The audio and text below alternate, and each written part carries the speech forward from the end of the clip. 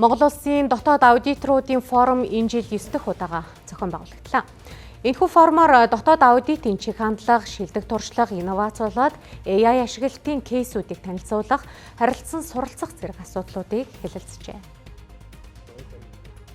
Энэ удаагийн дотоод аудитын форумыг дотоод аудит ба хиймэл оюун сэдвийн хүрээнд зохион байгуулж байна. Дэлхийд даяар байгууллагууд дижитал шилжилтэд суурилсан үйл ажиллагааны загварчлалыг бий болгох, хиймэл оюуныг үйл ажиллагаанд нэвтрүүлж ашиглаж эхэлсэн нь дотоод аудитын салбарт ч хувьсгал хийх хэрэгтэй гэдгийг харуулж байна.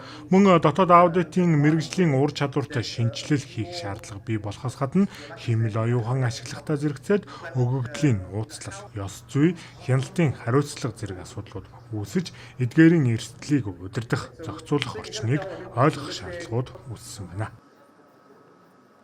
За энэ жилийн хувьд нэг 130 гаруй байгууллагын нэг 450 орчим төлөөлөгчид дотоод аудит, эрсдэл хяналтын чиглэлээр ажиллаж байгаа төлөөлөгчд маань одоо оролцож байгаа. За тэгээд энэ жилийн одоо манай арга хэмжээний онцлог бол бид хэд дотоод аудит ба хиймэл оюухан сэдвийн дор чуулж салбарынхаа онцлог, ирээдүйн чиг хандлага, бидний тулгараад байгаа асуудлыг хэрхэн яаж шийдвэрлэх вэ гэдэг дээр гол зүйлүүд дээр бид салбараас цуглаж одоо ингээд шийдэл хайж хэлцэж байгаа. Яг манай улсын хувьд бол одоо 2010 оны дунд үеэс хойш бол дотоод аудит гэдэг нэр томьёо бол хүчтэй гарч ирж болж байгаа.